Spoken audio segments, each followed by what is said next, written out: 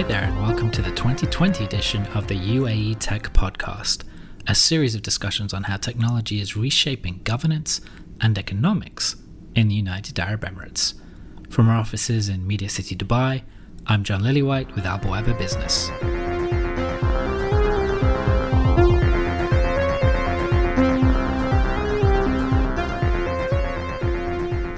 Over the past few months, we've been catapulted into this new hybrid reality, a reality in which flights are grounded, public transport is closed, and social distancing has made human contact so much more difficult.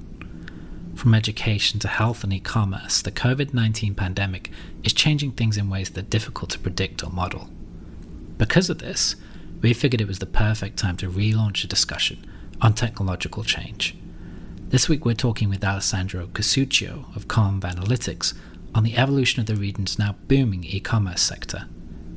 Alessandro arrived in the UAE 8 years ago, shortly before e-commerce was to witness a massive surge in growth.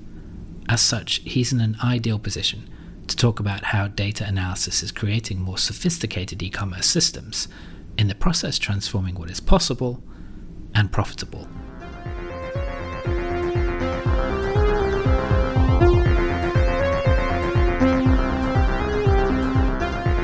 Alessandro, how's it going? How are you today?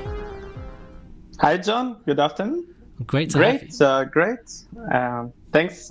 Great to have you on the podcast. Full disclosure, we should probably point out to some of our listeners that we met because, we were collaborating on a Google News initiative to kind of use the Google Cloud and improve the way that we work in semantic search with Arabic language data sets.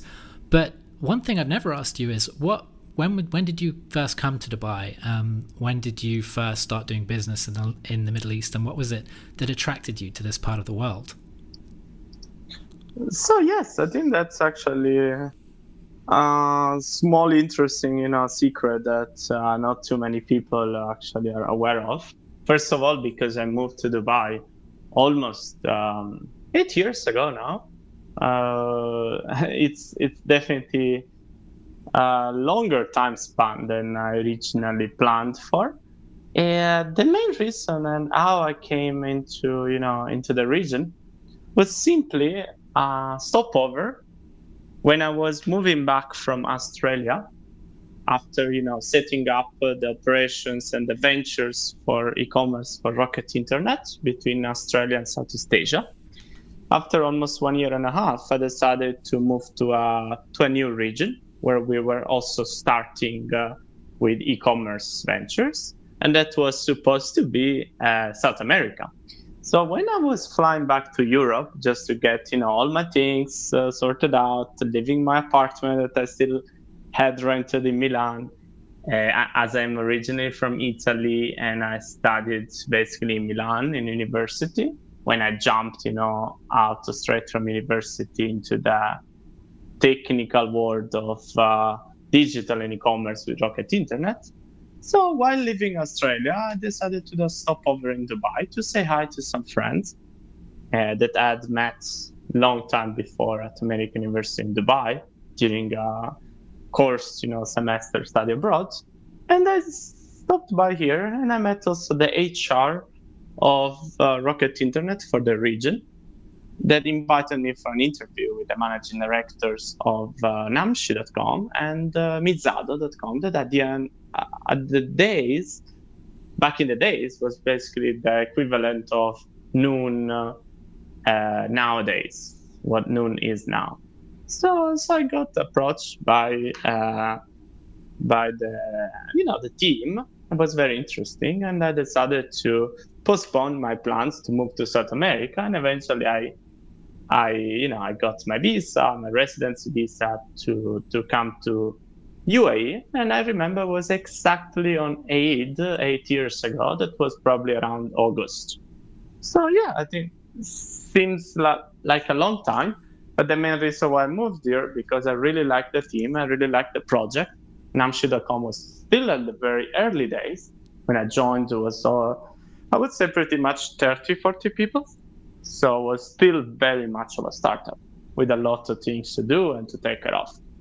So since then, basically, I started keeping myself quite busy, within startups community, within the tech environment, and more recently within the consulting analytics space.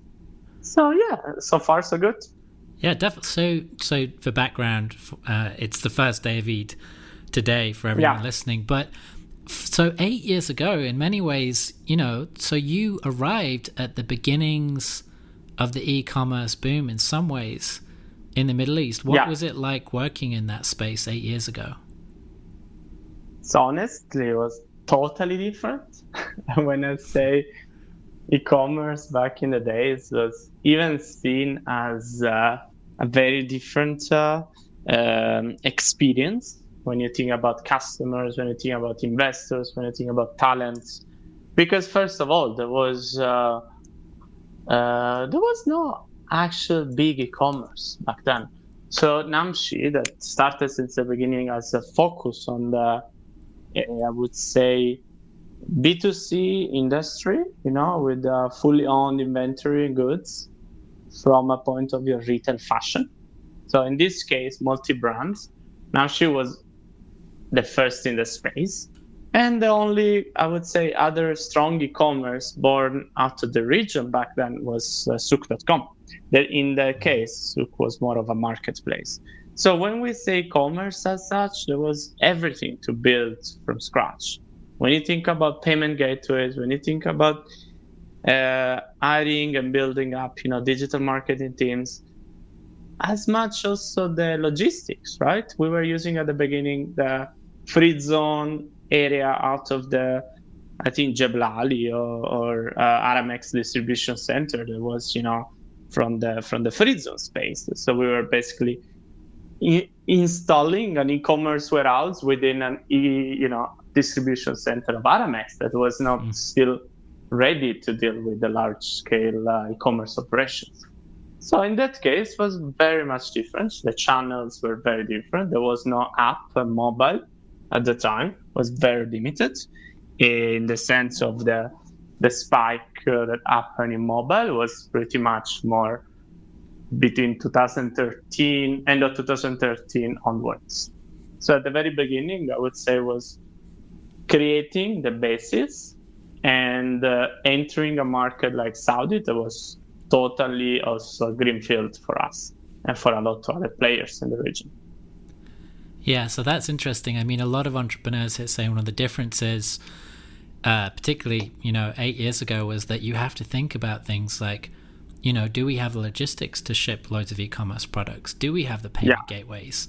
Do we have the mobile app infrastructure? Whereas often if you're an entrepreneur in the States or Europe, some of those logistics are already pre-built to build on top of. So they're already existing and you're iterating a service based upon them. You don't have to worry about Amazon not being able to deliver it to your door. Whereas if you're in Beirut or parts of Jordan, sometimes you do. But so, okay, you've arrived 8 years ago. You're starting to see an exciting sector where there's lots of problems, but there's probably also quite a few opportunities. There's quite a few different areas that you can work on. How do you start finding a niche for yourself? How do you start thinking about, okay, what is my next step? What are the kind of services I can provide for the industry in Dubai? No, it's I would say it's definitely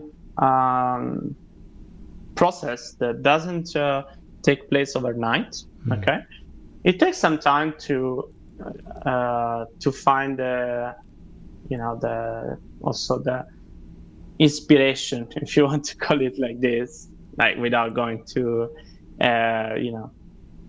too formal about the names. But at the end of the day, you really need to follow what you like to do, right? And you need to work with people that enjoy as well learning or testing or analyzing things just in the way that you can help them together. So my background has been pretty much in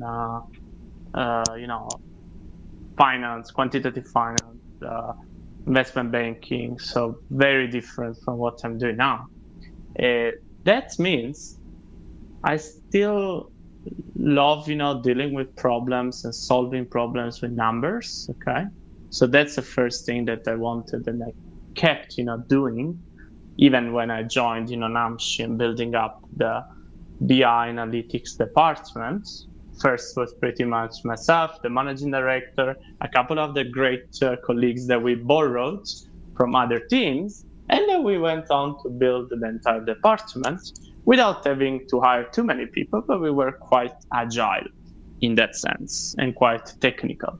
So for me, the sense of working within e-commerce has been a great mix between technology on one side, without, thinking of technology as something only pure related to programming, but more about, data infrastructure, how to put things in place like automation for business processes that instead require a lot of manual and time wasted on different tasks. Okay, so to tell you the truth, this took some time, to learn inside out, to test, to evolve also within the trends in the market, in the industry. So not only commerce, but mostly around analytics and data, like in terms of business intelligence.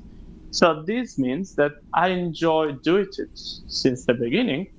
And while doing it, I realized that also the companies I work with, so first Namshi, that was eventually acquired by MR, then JustProperty.com, that also was eventually acquired by Property Finder.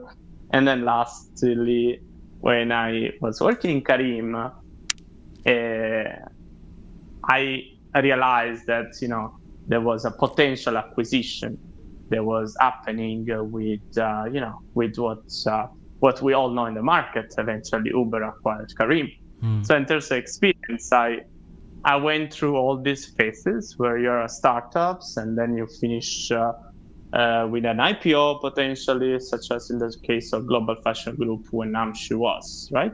Or in the case of a startup like Karim that, when I joined was already a very good team, relatively big, but not an unicorn yet.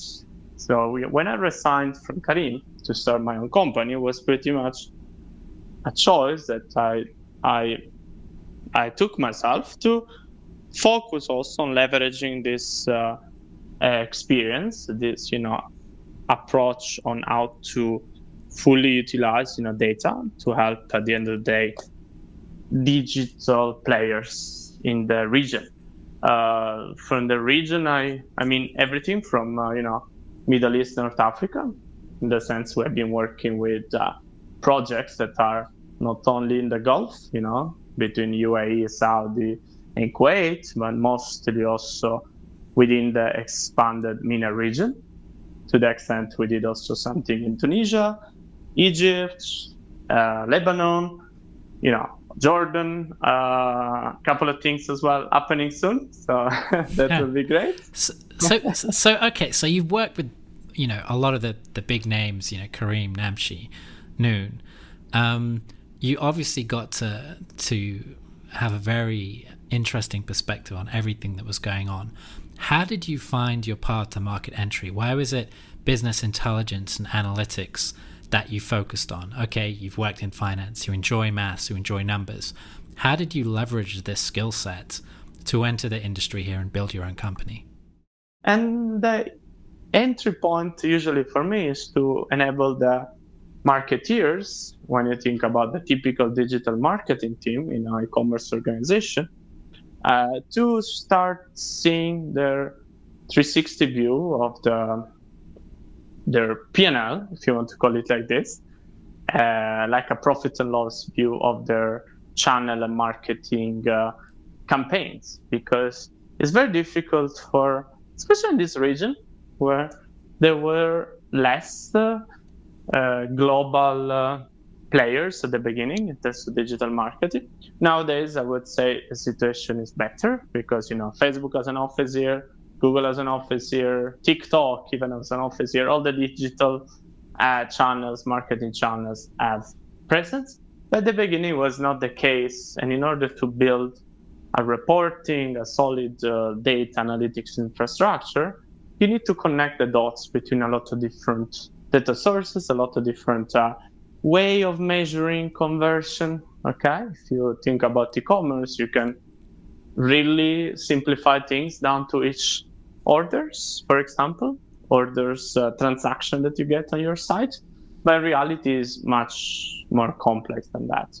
You can think about, customer lifetime value. You can think about cohort analysis. You can think about what type of channels influence more your cancellation rate, your cash and delivery, how to optimize this in terms of total margin contribution to the brands. So there is a lot to do, even within a simple fashion e-commerce retail operation, because at the end of the day, the experience of the customer, is key, but the process to reach that point, when you think about data, are very, very diverse, and it's not easy for a business team to take care of this automatically or to take care of this in-house because of lack of talent. So what we solve is very simple. We try to automate this process to make it more structured, smoother, also for business function, from the CEO down to the marketing executive or to the operations analyst, to be able to see this overall 360 view of the business KPIs into one single repository, into one single dashboard, if you think, or at least to use the same source of truth. And this makes life easier. So that's how we started. That's how I put together the first team and project on my end with some customers in the region that are still, still pretty much also growing, like Golden Sand, the Luxury Closet. There were quite a few other e-commerce that we start with 2.5 years ago. And that was the use case, the main use cases that I got when it comes to the e-commerce, to simplify the way they use data and how to make it available across the organization. So how do you see things changing? How has your work over the past 5 to 8 years changed? And where do you think the future of your business is going as the ecosystem out here evolves and also deals with, completely unanticipated challenges? That's, probably, John, since you work a lot, in the region as well with Bawaba, better than everyone else about trends across different sector. But what I can tell you from a point of view of digital first companies, think of the case of Karim, or think of the case of, Noom.com as a big players, is typical of also a trend happening in the region also for smaller tech-driven organization that want to grow. And the recent example of this has been that there is a lot also still fundraising happening in the region. Okay. Right. So in a way, the fundraising did not stop due to COVID. Yeah. We've discussed that in the past. There is capital in the Middle East. There is fundraising in the Middle East. I think it's something that, entrepreneurs and people from outside looking in often find quite surprising. But I definitely agree with you on that one. I would say the additional thing is that, the industry as digital or e-commerce or analytics, for example, in my opinion, has a very good opportunity to harmonize as much as possible between the legacy that was happening in the what I call offline type of organization. Like when I say legacy, means very outdated ways of doing analytics and data engineering in large scale organization. So this definitely has to move on, and this is something already happened in very strong companies here in the region between Dubai, Saudi, the rest of the GCCs as well. But it's a long process because it requires a lot of awareness, from different teams, different experience level across the company. But I have seen a lot of progress in this, and I'm very optimistic that there is a lot to do to basically further simplify, what needs to be the foundation of a basically data-driven organization. And by simplifying this, then you can add on top very advanced use cases, that are more, also more, I would say, business driven. Think of the typical CMO that wants to understand what's the attribution between TV ads, in Saudi or in Egypt, a TV commercial, and the impact that this provides to the number of mobile app users or downloads that we get on our mobile app during the time or the periods where we run the TV commercials. Those questions are, to be honest, are something that in Europe, US, most part of Asia are already being answered very effectively. Wow, that's interesting. Here in the region, yeah, that's really interesting. There is still a lot to educate, the users, the agencies sometimes as well, the media planner, of how to see this from a very 360 type of omni-channel perspective. Okay, so over the past 5 to 8 years, we've seen e-commerce explode. We've seen people logging online and paying for physical products. But what about intangible products? What about online subscriptions to magazines or software? Often I have many friends who will subscribe to Netflix, but they won't pay online for a digital service that is based out of the Middle East, be it in Arabic or English. Why do you think that's happening? And do you think the future of the business intelligence and the big data services you provide is going to move into intangible products anytime soon, or do you think that's another 5 to 8 years away? No, I think John is, probably your point is clear. There is a strong distinction between, paying and transacting for something physical, or at least like goods or something that you are specifically getting in return. Even a flight ticket at the end of the day is still very transactional type of e-commerce, okay? Compared to the digital content or media subscription to digital services, yes, I think this part is still ongoing. In the sense, there is a lot of companies, I would say, born out of Middle East, part of big institutional sort of investors or institutional media organization that want to push this in the region.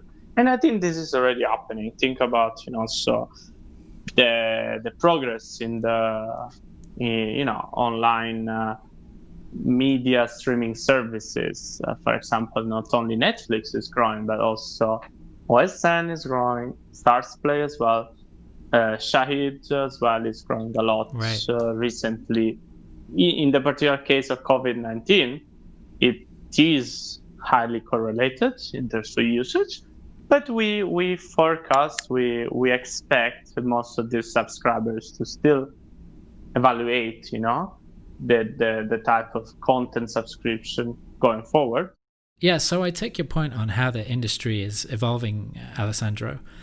But how do you think, in particular, we can use data and we can use services like the Google Cloud to make it easier for entrepreneurs, that be they creating e-commerce products or new digital solutions, to find new audiences, to understand customer behavior, to be able to sell or package their products in new ways? Yeah, I think that's, I would say, very innovation-driven type of business question that a lot of entrepreneurs have, a lot of investors as well have in the region. How can we also evolve the infrastructure, the main systems, and use and monetize also data more consistently and more also effectively. So I think the answer is when it comes to cloud systems, definitely cloud platforms help a lot to make this interconnection between data on one side, customers on one side, your digital assets on the other side, much smoother. And if you think about Google Cloud as pretty much also all the services and the type of features that also connect natively with a lot of the other marketing driven audiences or type of retargeting mechanism that pretty much everyone that works in a digital space needs to be aware of. So for instance, like if you want to understand better the drop-off point for some of your users, let's say on the app, there is so many, even very cost-effective, I would say, free to start with, right? There's so many ways to create this analysis nowadays using, Firebase that is now well-known and widely utilized platform on every application because it lets you understand, for example, when the app crashes, when the users receive your push notification, when the users also open or download the app from, what type of campaigns. So this is a very, in a way, simplified way of looking at it. But, the cloud gets you there in terms of starting the journey.